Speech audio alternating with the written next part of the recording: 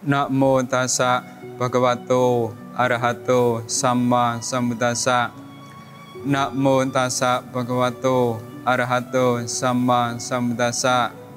Namo tassa bhagavato arahato samma sambuddhassa. Dhammo care sukang sati ti. Puja dan sujud kepada Tuhan Yang Maha Esa, Sang Tiratana, yang senantiasa melimpahkan berkah-Nya kepada kita semua, sehingga saat ini kita dapat mendengarkan, membincangkan Dhamma, dan kita semua diberkahi dengan kesehatan, kekuatan, dan juga kebahagiaan.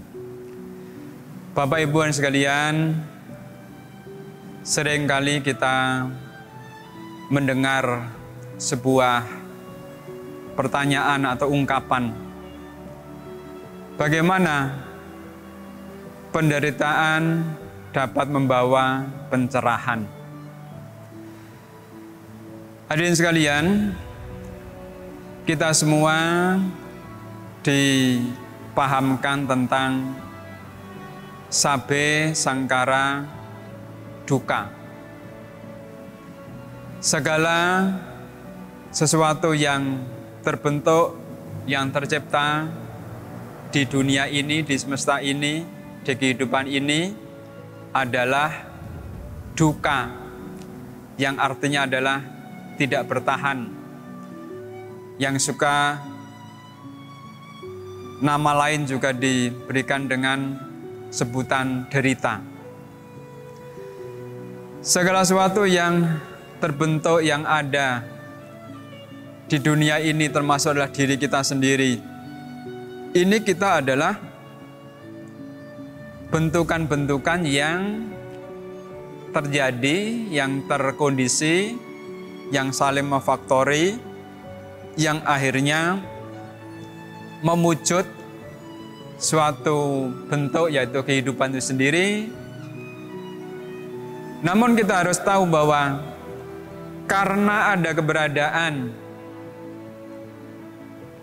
kalau dikatakan kenapa penderitaan ini bisa membawa pencerahan, keberadaan kehidupan, keberadaan semesta, keberadaan dunia inilah yang sesungguhnya sebagai derita. Hal yang paling halus lagi, apa yang disebutkan dengan sebagai derita itu adalah pancakanda, yaitu nama dan rupa. Nama adalah batiniah, rupa adalah unsur-unsur jasmani atau jasmani itu sendiri. Nama dan rupa pancakanda inilah ternyata yang dinyatakan sebagai derita itu. Derita itu bukan karena kita kesulitan, bukan karena kita kepayahan, bukan karena kita sedang sangat-sangat tidak mampu, kesukaran, mungkin juga sakit, mungkin juga mendapat problem, masalah, sehingga dikatakan itu derita. Justru karena adanya derita itulah kita bisa mencapai pencerahan. Lah, bagaimana bisa? Pencerahan akan bisa diperoleh, dicapai justru karena adanya derita. Tadi kita sampaikan bahwa derita itulah pancakanda. Pancakanda inilah derita, dunia itulah derita, semesta inilah derita. Dengan adanya pancakanda, adanya nama dan rupa, adanya usaha, adanya kita upaya, adanya kita kerja keras, itulah yang menghasilkan pencerahan. Usaha, upaya, kerja keras, pancakanda dunia ini adalah derita. Ini adalah penderitaan. Namun justru karena adanya pancakanda, adanya dunia ini, adanya semesta, maka akan menghantarkan pencerahan itu sendiri. Kalau tidak ada pancakanda, kita tidak akan bisa berusaha, berlatih, membuat kebajikan. Kita bisa membuat kebajikan karena adanya pancakanda.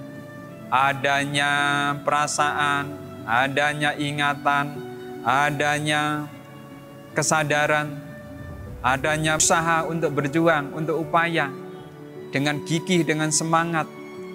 Inilah yang mengantarkan akhirnya kita semua orang, bahkan siapapun bisa mencapai pencerahan. Hal yang paling gampang, karena kita ada. Lalu bagi anak-anak yang sekolah menjadi rajin sekolah, rajin belajar. Akhirnya pada waktu ujian mendapatkan kelulusan dengan baik, nilai yang baik. Itulah sungguhnya dengan adanya pencapaian pada titik itu, sesungguhnya telah memberikan pencerahan, ya, kebahagiaan yang tak terhingga bagi sang pelajar itu.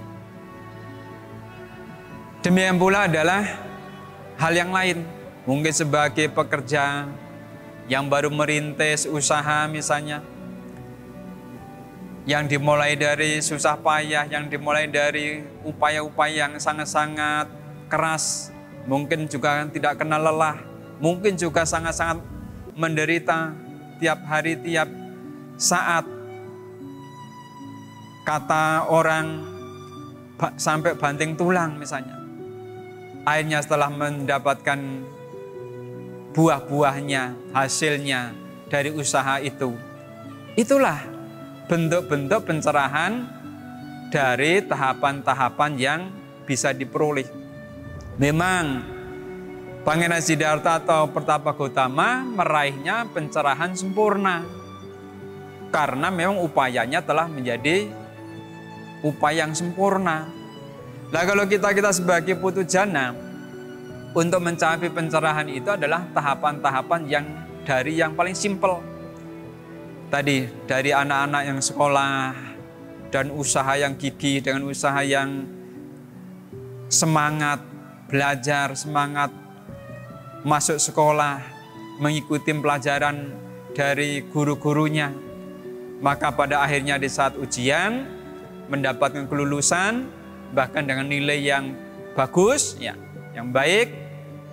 Disitulah akhirnya tumbuh rasa bahagia, rasa senang, yang dikatakan niroda, artinya adalah berhentinya dari ketidaksenangan.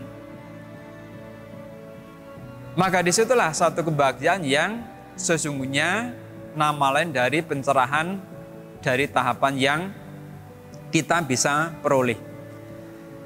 Di saat akhirnya karena upaya-upaya yang terus dilakukan, maka pada saatnya dengan kekuatan kebajikannya, dengan kekuatan samadinya, dengan kekuatan dana paramitanya, dari kekuatan silanya yang terus dilakukan dengan aneka macam, karena di saat melakukan upaya-upaya, gampang katanya adalah susah-susah melakukan. Itulah derita. Maka dari kondisi-kondisi yang seperti itulah yang akhirnya bisa mengantarkan pencapaian. Dhammo care sukang seti. Dhamma, di saat kita berpraktek dhamma, maka akan mengantarkan kepada kebahagiaan. Nah, dhamma itu sendiri adalah bukan berarti kalau dhamma itu membahagiakan. Artinya dhamma itu yang sifatnya bahagia. Dhamma adalah semuanya. Kita menderita, kita susah payah, kita kesulitan, kita usaha, kita berupaya, dan kegigihan, semangat, rajin dan lainnya. Itulah dhamma. Maka dhammo care sukang seti. Di saat kita melaksanakan mempraktikkan Dhamma dengan cara yang benar seperti itu, akan menjadi sukang. Maka dalam kehidupannya menjadi bahagia. Bahagia yang terus-menerus, yang terus berkembang, itulah yang akhirnya sesungguhnya menjadi perwujudan dari pencerahan itu sendiri. Itulah yang penting perlu untuk saya sampaikan pada kesempatan ini. Semoga keberkahan melimpah kepada kita semuanya. Sabbe sata bhavantu sukhitata.